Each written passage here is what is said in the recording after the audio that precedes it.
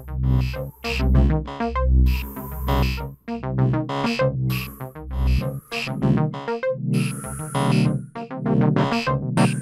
I'm Robin Vincent and welcome to Molten Modular here at the Thomann Synth Reactor. I'm here with Dieter Doepfer, which is an extraordinary event. I had no idea that this meeting would be possible. Many years ago, a couple of years ago, when I started this journey into modular, as many of you will know if you've been following the journey, is that I sent out emails to everybody to, I don't know, stupid emails, the newbie emails saying things like, I'm interested in getting into Eurorack, I just don't really know where to start and how would you advise me? And I sent it out to Make Noise, to Erica, to Doepfer. And one of the responses I got was from this man. And I sat there going, wow, this is from the guy who makes the stuff. Well, not only the guy who makes the stuff, but the guy who's kind of like the father of this format. And it was a very helpful, very polite and very kind reply. Not all the replies were, but you were very encouraging, gave me a few pointers and probably said lots of things I didn't really understand, but because I was at such a starting point. But now, 2 years down the line, I've learned a phenomenal amount, I think, or at least I've struggled through an enormous amount of information.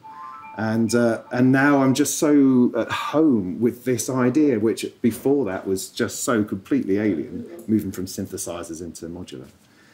It's an extraordinary thing. I mean, one of the things that interests me is how this format has grown somehow again, as in it was something that was there, that's been knocking around, but then suddenly this growth. I mean, how has that been for you?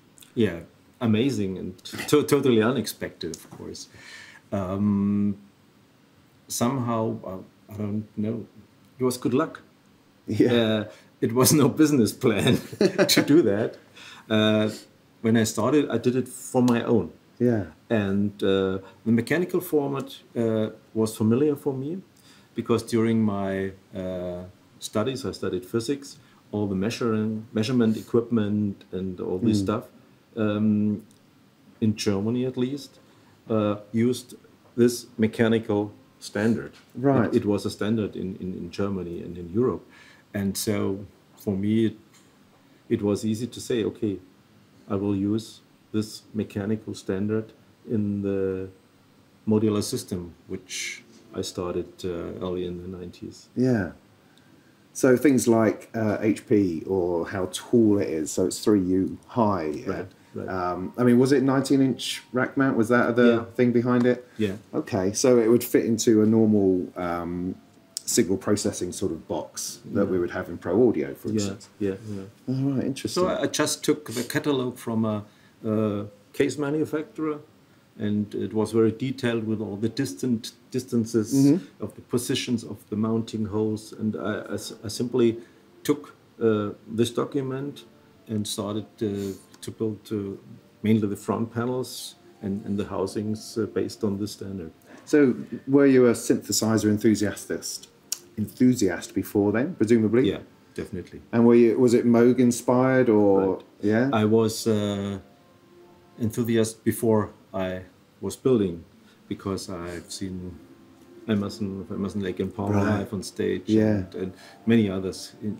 Also in Germany, there was a guy who's not really familiar all over the world, and I was amazing this instrument, not knowing what it is at that time. I only have heard it and have seen it, and I must have something like that. But of course, at this time there was no internet. Of course, so the main problem was to find out what is it, because you could not go to the next music shop and ask, can I try this? Nobody in Germany knew what it is. So you had to find out, what is this machine and what does it after all? So it's all the young guys, they cannot understand. Why not? I will Google and find all the no chance. You had to go to places to find out what it is. Do you feel you came at it from a point of view of an engineer or as a musician? Both. Or a mixture? Yeah, both.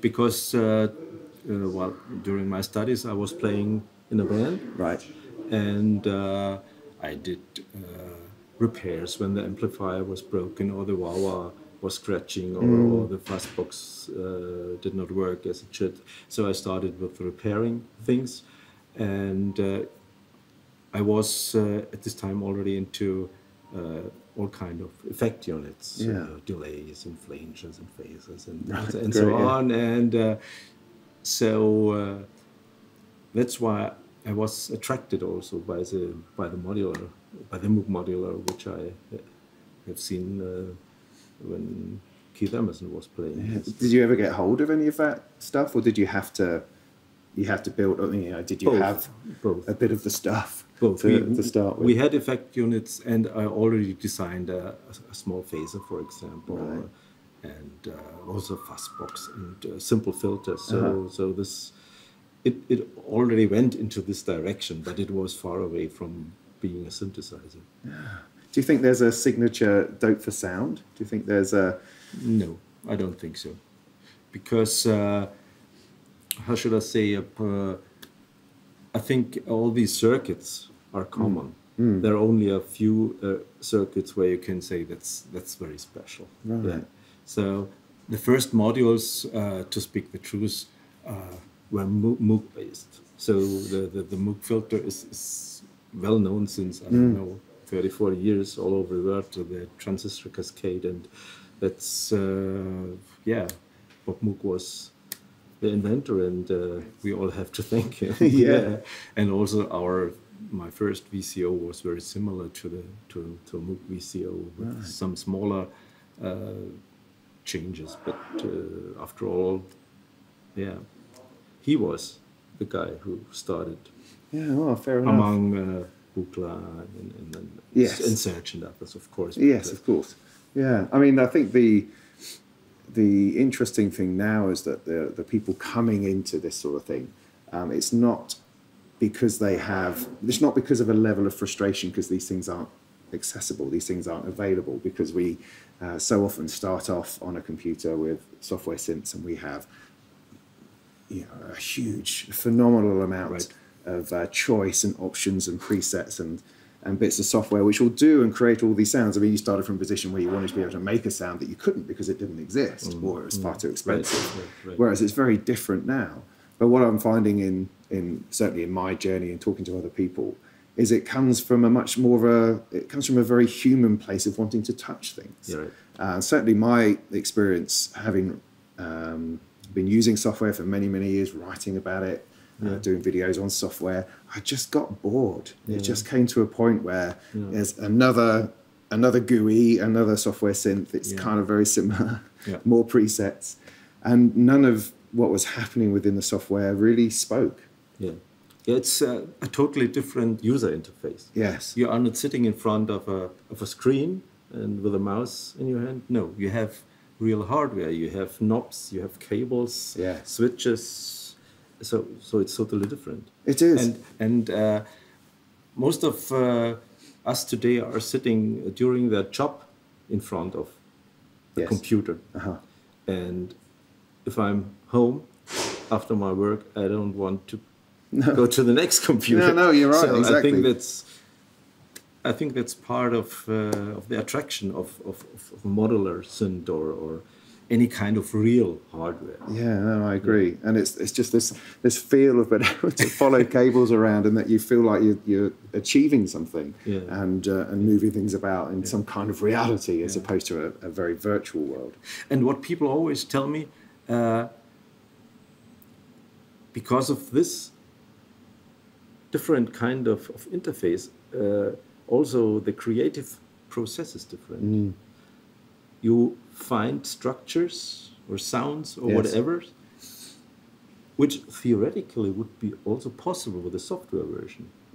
But somehow it's much easier to realize it with the real hardware. Absolutely. Well, also that, but I mean, I found that the sound is mine. So I start off with something very simple. I just try to demonstrate an oscillator, and I plug that in, and then I plug it into a filter, and then something else. And very quickly, just with a couple of modules, this is my sound that I've made. I've not tweaked a preset. You know, I've not just fed off somebody else's idea. This is, I've plugged that in there and plugged that in there. And look, I've made this sound. And that's immensely pleasing, very, very satisfying. Even with a very simple bunch of modules, a simple setup. It doesn't have to be complex. And you can just play on that. I mean, that's something I've done a lot this weekend, funnily enough, on everybody else's bits of equipment, just stripped it down to an initial patch and just built something up. That's what I tell people. What you see here, or even for larger equipment, that's not necessary to start. You can start with something like that in one row. So this is just for demonstration where we have a lot of functions in there. But you can start really with a very small equipment. Yes, you can. And many of what you see here and in other applications are copies. So if you want to play live on stage, you need more voices. So you need several voices in your system, because it would be boring to play monophonic sounds only. I don't know, 2 hours or so. No, and that's very true, and that's something which we have here, because another one of my little missions this weekend has been I've been having this rising desire to get a polysynth. So I've been looking at the Prologue and the Peak and Minilog even, and other bits and pieces. Just I don't know where it's come from necessarily, because I'm not unhappy with monophonic and different bleeps going on, and in my rack at home I've got a number of oscillators now. I never think of using them as a chord particularly, but I use them individually.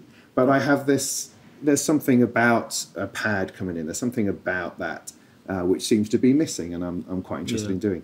And so what you have here, what you've just introduced very recently, is the quad VCO and associated paraphernalia. What we see here in the upper row are what I call the polyphonic modules. We have a 4-fold VCO, a 4-fold VCF. We have 2 ADSRs, quantity ADSRs, and an 8-fold VCA. Why we have an 8-fold VCA? Because usually you need 2 VCAs for each voice. The first one controlled by an envelope, and the second one, for example, controlled by velocity, or by another parameter like aftertouch or whatever. That's why the VCA does not include 4 VCAs but 8. It comes in pairs, 4 pairs connect. I see. In series. And the interface you see here now is a USB MIDI interface. What I use here is a MIDI keyboard. The MIDI output of the MIDI keyboard goes to the MIDI input of the interface, and the interface generates from the information coming from the MIDI keyboard the CV and gate signals. Gotcha. So now I have a standard polyphonic synthesizer patch, if I'm right. It's like that. You can play chords, whatever you want, on your keyboard, and you hear the polyphonic sound.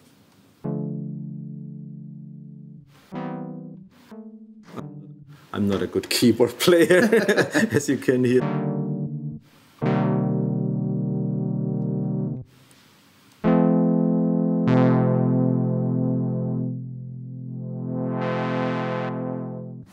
Okay, that's an example for a normal polyphonic synth, but that's not the idea of the polyphonic modules. I always say, if you want a polyphonic synth played by a keyboard, take a polyphonic synth and put it next to your system. Okay, so what's the score then? What's it all about? Well, the idea is that you have access to CV and gate and all the parameters of the polyphonic modules within the modular system. It's not necessary simply to play it with a keyboard or with an external polyphonic sequencer. No, you can. Of course, you can do that, but that's not the idea. You can do this under certain conditions. But normally, I say, okay, let's take the advantage of the modular system and introduce polyphonic structures into the modular without the typical polyphonic playing on a keyboard. One example I show is that I take the CV from the keyboard like that, but I take the gate signals from a trigger sequencer. Right, What you see here is a trigger sequencer. For this, I have a voltage controlled switch where I can switch simultaneously 4 signals. Okay. If I switch the 4 to the other inputs, now they are connected to the output of the trigger sequencer. Now the gate signals are no longer coming from the keyboard, but from the trigger sequencer. I'll start the trigger sequencer so you can listen to it.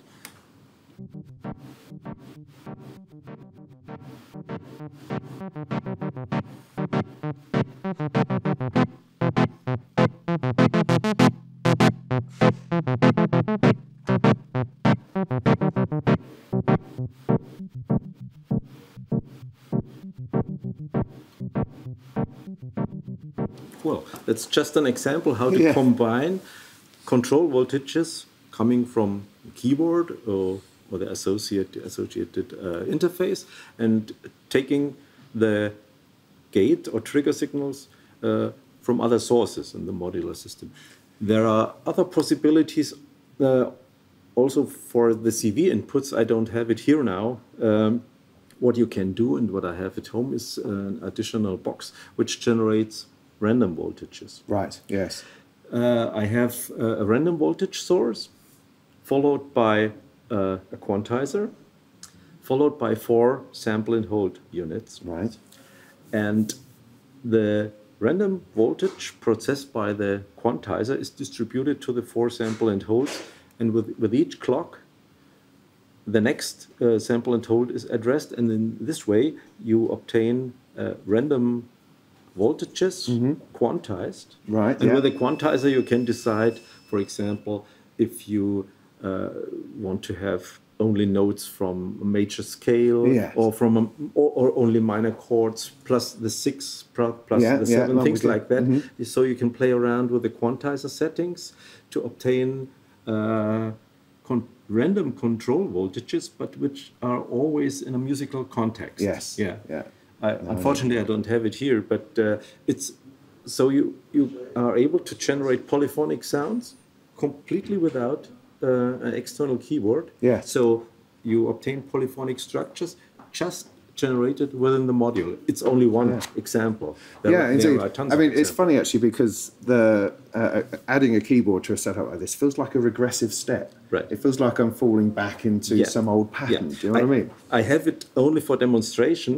Because people know polyphonic synths. That's why I use for the demonstration the keyboard. I can remove it and play the polyphonic sounds within the module completely without an external keyboard, and even without the interface. I don't need the interface. I can take any CV or trigger or gate source from the modular system to control also the polyphonic modules. So that's the idea behind it. I mean, presumably the oscillators within Quad VCO can be addressed individually and independently. Right. So you don't necessarily have to trigger them all like a chord. You could be triggering them. You can use them for a fat monophonic sound. Yeah. For example, I can show you. I simply change the interface mode to where it is to unisono mode, and now we have. Let me see. Okay.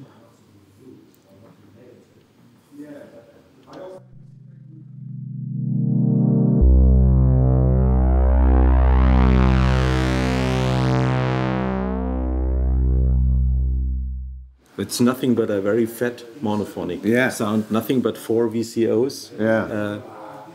See, that's very interesting. Something else that interests me actually is, something I guess I'm trying to understand. In the polyphonic system, you have every oscillator goes to its own thing. I mean, what's the advantage of having those 4 signals separated the whole time through the system, as opposed to just having like a mix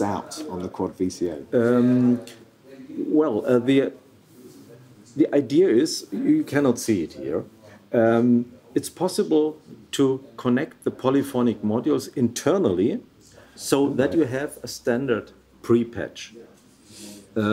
Normally you will use a standard patch with VCO goes to VCF, yes. VCF to VCA, and ADSR1 controls VCF, ADSR2 controls VCA. Right. But if you want to change this internal patch, you simply use the sockets.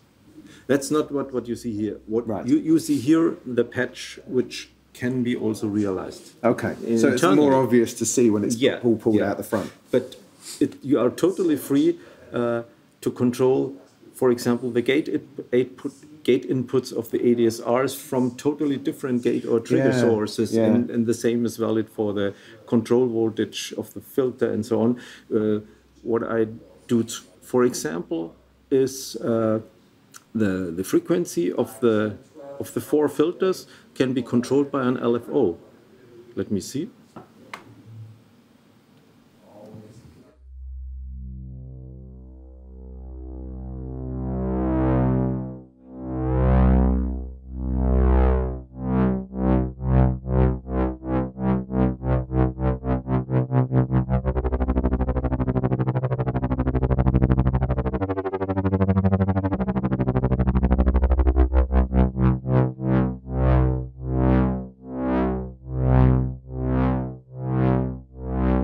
Yeah, so you are totally free to patch gates and control voltages even to other sources which are available in the A1. Yeah, I guess the problem that we have when dealing with polyphony is that you suddenly need more of everything, and so these the polyphonic modules you've created are a very space efficient way of having all those things together in a smaller case. Maybe we should explain a little bit the difference between a monophonic and a polyphonic module. Yeah.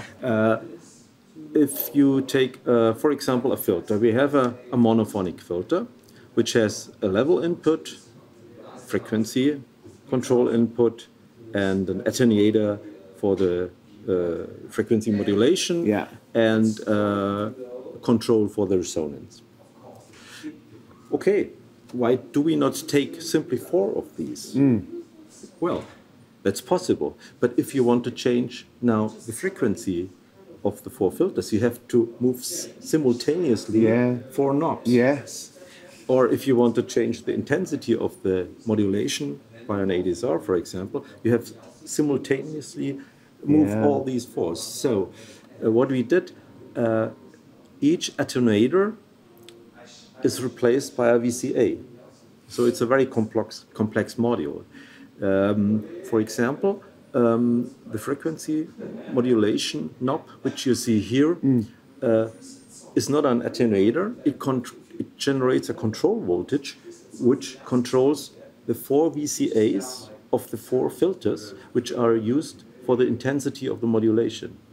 Oh, that makes sense. Yeah. Because I was playing with this yesterday and I couldn't work out. Yeah. It would just seem to be turning everything down. I can't work out what this knob is doing. And the same is for the level. It's an audio level input. Yeah. It's a control voltage, which is used to control another 4 VCAs, which are at the audio inputs of each filter. So if you convert a monophonic module into a polyphonic, you have to replace all the attenuators by VCAs, because otherwise it's not possible to control them all simultaneously. There we go. Yeah. So that's and the same is valid for the ADSRs. You have an attack control, and this attack control generates a voltage, which goes to a voltage-controlled ADSR to all the inputs for the attack.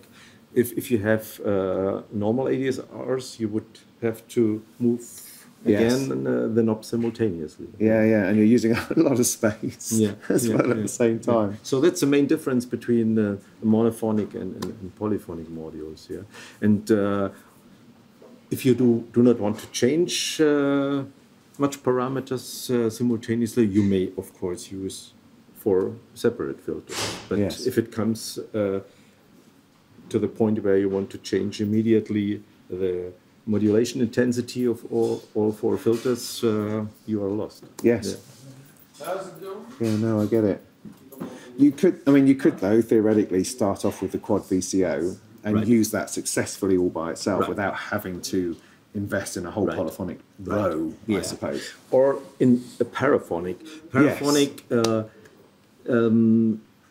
if you are not a very good keyboard player like me, you play very often just chords. Yeah. So you don't really need 4 filters, 4 VCAs and envelope generators, because if you play like that, it's all happening at once. Yeah, of course. Yes, that's the other missing piece, because you're playing sounds over top of each other. But if you are really playing like that, you need really the polyphonic stuff. Of course. Yeah. See, that's the thing. I was trying to work this out. So I thought, well, surely I could just have the one, and then I put that through one filter, one envelope. Yeah. But only if you're playing it all together at the same time. Otherwise, that doesn't really work. Right. I see. Another penny drops. Yeah. And and my mind gets expanded. Yeah. And what you see here is not just the polyphonic stuff. I also have a few other modules here, which can be used for a small demonstration. What can be done of polyphonic modules in combination with monophonic sounds. For example, let me see. Here we have a monophonic sequence. Sequence is generated by these VCOs, which go into a mixer and are processed by a wasp filter. Yeah, that's one voice. And then I have a sampler here, but it is not used as a sampler, but as a wavetable player. I control the wavetable from the lower row of the analog sequencer, and it sounds like that.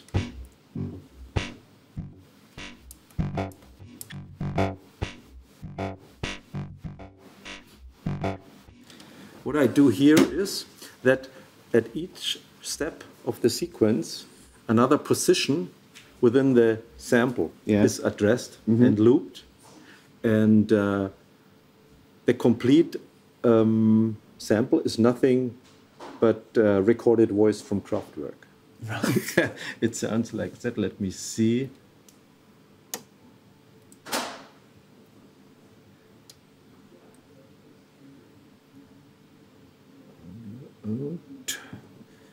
I know I have to open the filter, otherwise you will not hear anything.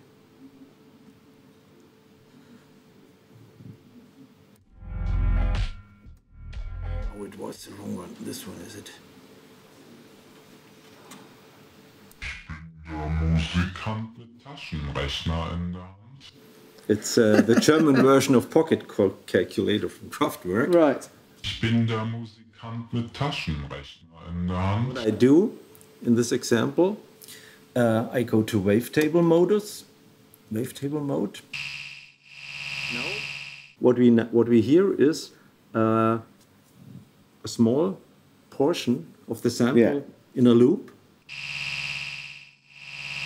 And what I do is I change the position of this small sample.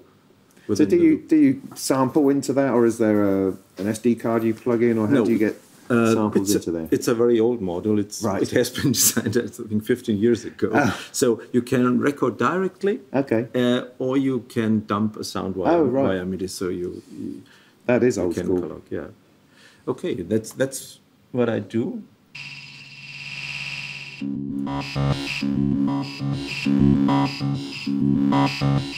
That's the raw material, and I process it with a filter and a VCA, and this sounds like that.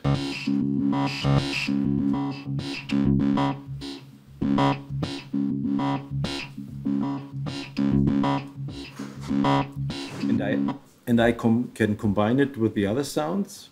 That's what I will show now.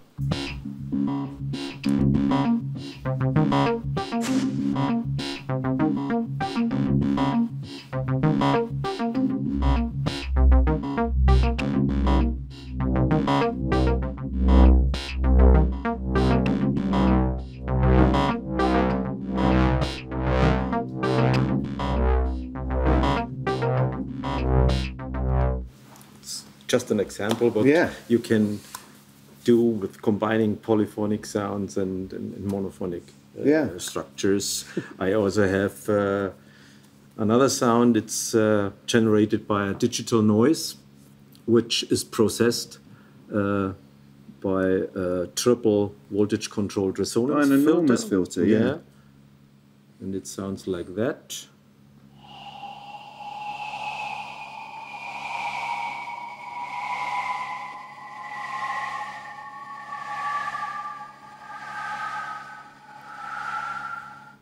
And what I do is that I also process this signal by a VCA, which is again controlled from the trigger sequencer. And this sounds like that.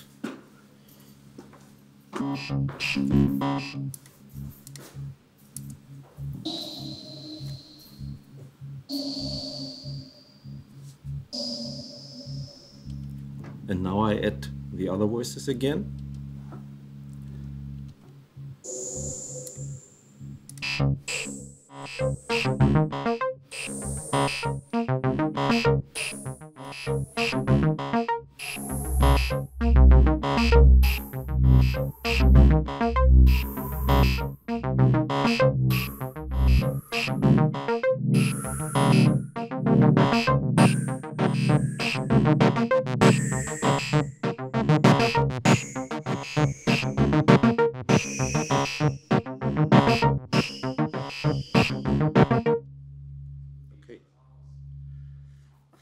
I'm not a great musician, but I think for demonstrations it's enough. It's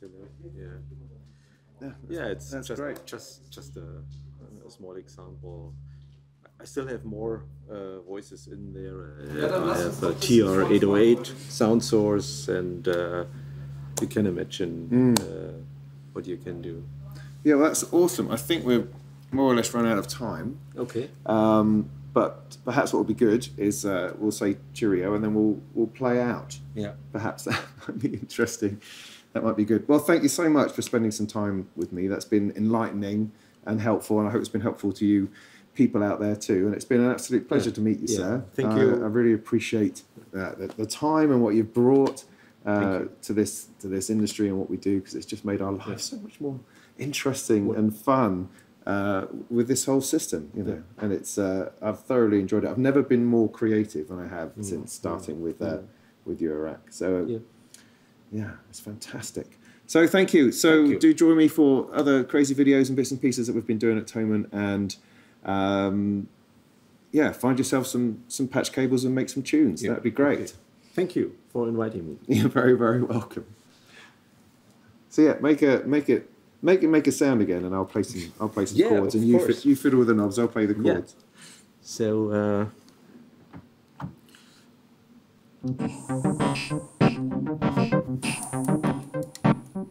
Well, now it's just the polyphonic stuff you hear. You can create the chords by playing whatever you want, and this is the frequency of the filter. Yeah. And this the intensity of the envelope, which is controlled by the first 4 rows of the trigger sequencer. I see, yeah.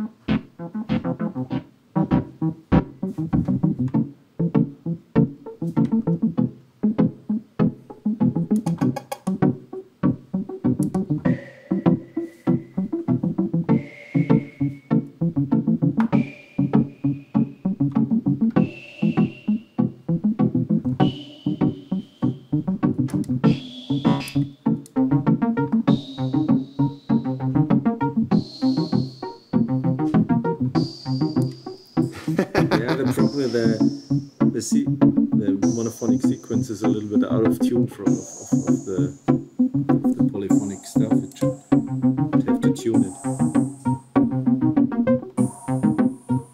And there's another feature I want to show you. Sure, yeah. You can play a chord like that, whatever you want.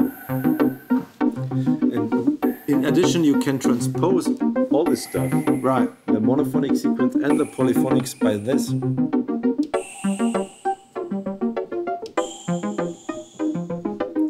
But I have to tune it. It's a little bit out of tune, everything. So how is this routed to do that?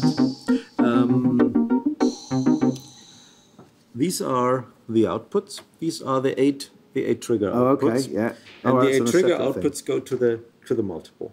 Oh, right. And the upper 4, these are the outputs of the multiple, and the upper 4 outputs of the multiple go to the voltage controlled switch, Yes. which I can use to select between the gates coming from the keyboard or the gates coming from the trigger sequencer. And the output of this 4-fold switch goes to the gate inputs of the 2 ADSRs. Right. The first 4 channels. And the 5th channel is used to control the monophonic sequence. This channel is used to control the sampler. This is used to control the noise. Yes. And this is the 808, so it's a tick, tick, tick, tick, tick, tick. And you can combine with a sequencer, you can combine whatever you want.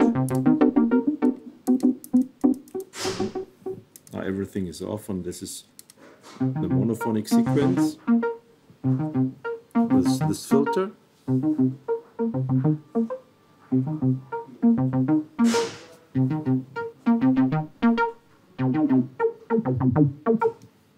And you can now add the sampler. Yeah. And 808. So this is just triggers. The pitch is coming from there. The pitch is coming. This is the pitch for the monophonic sequence, and this is a control voltage for the wave table. Yeah. And it looks like there's patch saving or pattern saving. Yeah, things like that you have built into there as well? 64 memories. Okay. Yeah. So you could build an entire performance from there. Yeah, of course. You can move to another. That's another preset. That's interesting. Yeah. So you come back to the first one. So we have the first one, I guess. And you can also make longer sequences. You can switch to A-B. That means you have 32 steps. Yes. Or A-B-C-D, then you have 64 steps. Great. Yeah. But you sort of need the breakout. Or does the breakout come with it, or is it? Yeah, it comes with it, Right. because it doesn't make sense without it. No, you're right. It's a combination. Just as it wasn't physically attached to it. No, the idea is that the outputs, if you want the outputs here or there or whatever, you can place it that there. makes more sense. So that's why we separate it. And you have an input module, which is used for the clock, start, stop, and trigger. These are the inputs. Yeah. And you have the output module, which outputs the triggers, and you can arrange these 2 modules wherever you want. Sometimes you want it there or same as for this module. This generates control voltages and start-stop signals and so on. And this is the module number 1, and the receiver or the breakout module is arranged here because I want to have this space free from cables. Free from cables, yeah. So I arrange everything with cables. See, I can tell you've thought about these things, you see. Yeah, but it's not only me. I have a lot of friends like Ströme and so who say it doesn't make sense to add this module there. Sometimes I want it there or there because they know what's going on stage, and it's the hell if you have a lot of cables between the controls where you need access. That was an extraordinary thing last night. Seeing them play was brilliant. You're right. And I loved the use of the quad VCR. I mean, he was using the Symphonium, this slightly strange prototype. The Symphonium is kind of a high-end quantizer. Yeah. It it generates control voltages after following certain calculations. Yes. And after all, yeah, it's a very complex quantizer. It is, yeah. Very interesting. To speak the truth, I have one at home. Yes. I didn't fully understand it so far. No, I've watched some videos on it going, oh, yeah, because he's also located in Munich near me, and here's one. And I said, okay, you but it's also a very musical device, as in you need to understand things about quality and about musical terms to really get to grips with it. You need a little bit to know about musical theory. Yes, that's right. Yeah. So otherwise, you will not be able to use it. Well, that's been brilliant. Can I take a selfie to prove that this happened? Because when all the footage gets lost.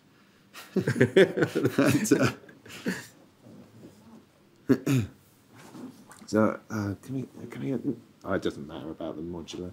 Who cares about the modular? Yeah. Ooh, did that work? Yeah, thank you very much. Yeah, no, we know. Yeah. We know. We've just been running on anyway. Okay. Do you know what? I'm so glad you did this because I wanted to do this. I couldn't find you. So thank you for sharing. Yeah, cool. Love that. Oh.